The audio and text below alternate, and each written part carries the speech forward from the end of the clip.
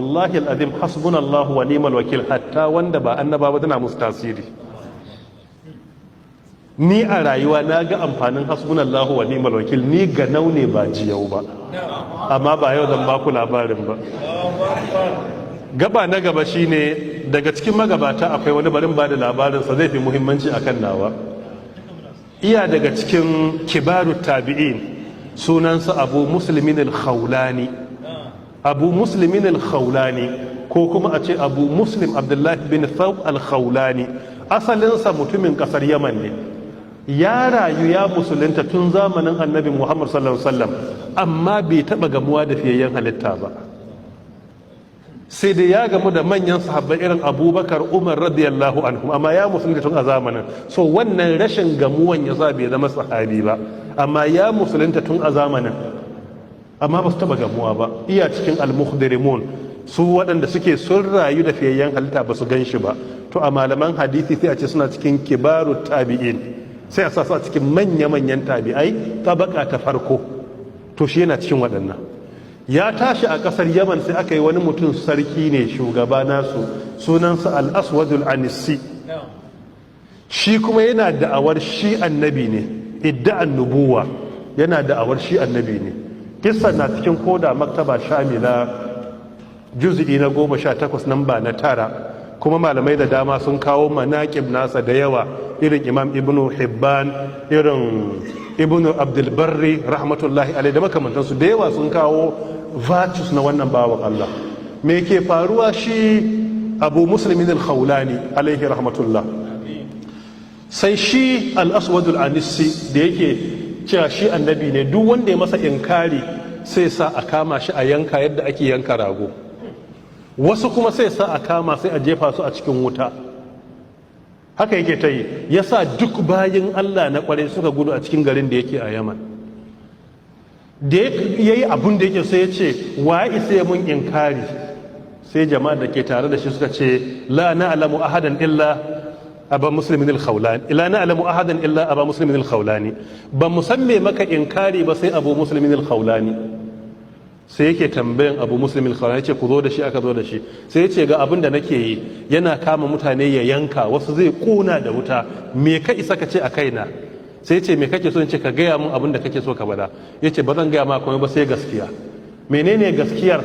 Kuma gaskiya shine daman kalimatu haqqin tuqalu inda sultanin ja'ir wa fi riwayatin fajir, kamar da ya tabbata a sunna. Mafi girman jihadi shine kai ido da ido da shugaba azzalimi ka gaya mar gaskiya, ba wai ka aika mar kawai sako daga nesa ba, ka je gaban sa ka fada. Gaban gaskiya gaban shugaba ta fi wahala akan fadanta daga masallaci. Ka tinkare shi ya kalli idan ka gaya masa. Jarumai ke iya wannan, ba wanda zai iya sai wanda ya shirya. Wani zai iya yin bala'i daga waje, amma sun gido da ko sai ga ranka da Allah ya taimake ka ranka da ba zai iya yi ba. So amma ba za ka iya gane wahalan faɗan gaskiya ga shugaba ba sai ka yi mu'amala da mai mulki ka ga yadda wahalar take. A nan za ka gane kai jarumi ne ko ba jarumi ba. Mafhum? Tayyib. Abu Muslim al-Khawlani ya ce masa abin da kai ranka ya dade zalunci ne. Da'awar annabta da kake yi haramun ne, bai halatta ba. Kaza ya ja kunnansa. Sai ransa ya ɓaci. Shi wannan al-Aswadul Anisi fa'amara binarin fa'udrimat, sai sa aka hura wutar da ba a taba hura irin ta ba a wannan lokacin. Ta kai matakin da idan tsuntsu ya tashi can sama zai wuce ta samanta, wutar saboda harshenta sai ya jawo tsuntsun ya fada ciki, ko ta samanta tsuntsu baya iya giftawa saboda karfinta. Aka zo da Abu Muslimin al-Khawlani, burbudin masu imani ɗaya biyu da ke wurin hankalinsu ya tashi, suna ga zai shiga uku, za a halaka shi, za a yi kaza. Aka ce zai iya maimaita wannan abin da ya faɗa na wa'azin gaske, ya ce zai maimaita. Ya kuma sake kallon idan al-Aswadul Anisi ya maimaita masa, sai ya ce a jefa shi a cikin wuta. Sai aka dauke shi akan majajjawa, saboda ba zai a dauke shi da hannu ba. Ana daukar shi akan majajjawa, sai yana karanta addu'a. Afuwan ku bari dan kurbi ruwa ko insha Allah.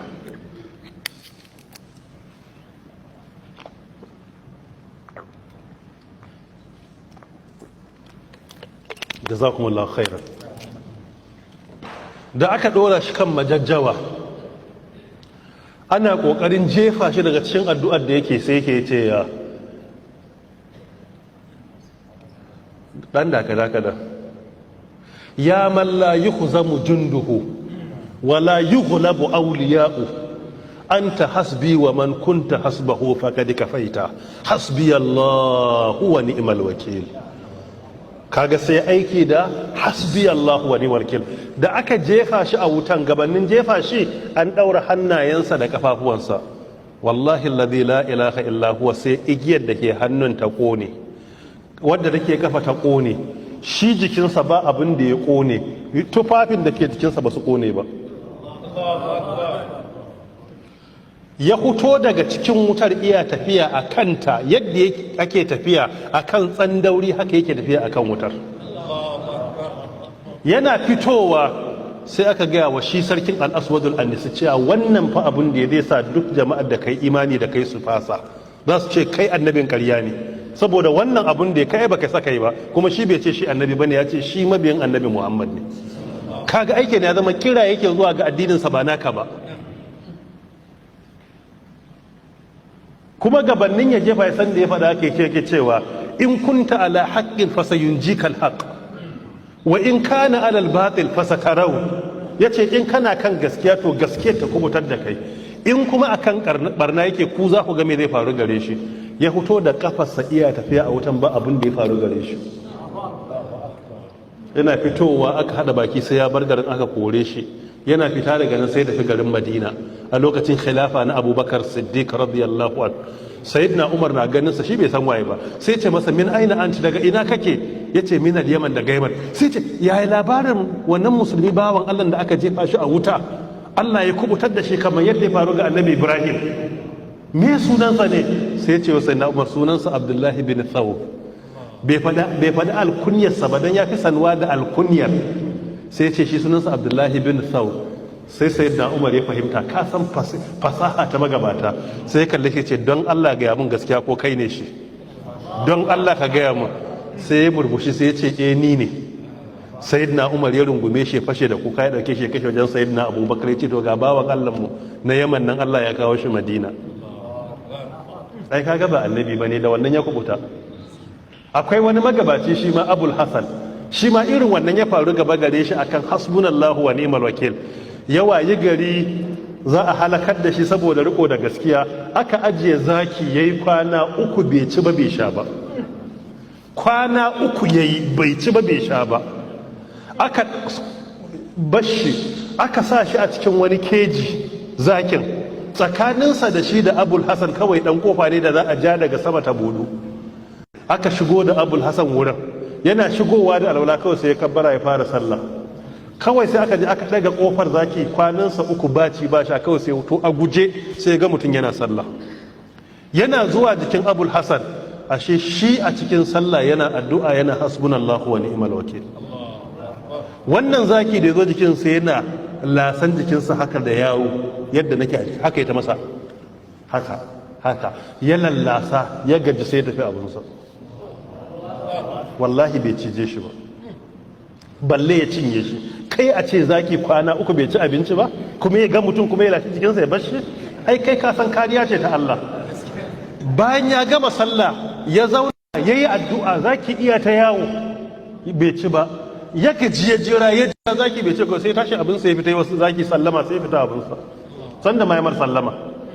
shine talaka suka zo, ya Abul Hasan fi ma kunta tafakkir hina ma qaruba al-asad ilay, don Allah me kake tunani lokacin da zakin nan ya zo jikinka, don Allah yayi kake ji, yayi kake jin ranka? Sai ce wallahi ma kuntu ufakkir fi ma kuntum tafakkirun wa ma khiftu mimma minhu takhafun illa ana aqulu fi nafsi al-asad jasad am tahir najis am tahir li alla yanqudu wudu'i wa ana muttasilin billah. Yace wallahi bana tuna abin da kuke tunawa, kuma bana tsoron abin da kuke tsoro. Ni lokacin da zakin yazo yake shafan jikina yake lasa da yawo, tunani nake cewa shin yawun zaki najasa ne ko ba najasa ba, dan kada ya bata alwalata ina ganawa da Allah. Wallahi kawai abin da kake tuna kenan, shin yawun nan kan najasa ne ko ba na, shi fikihu yake ta yi.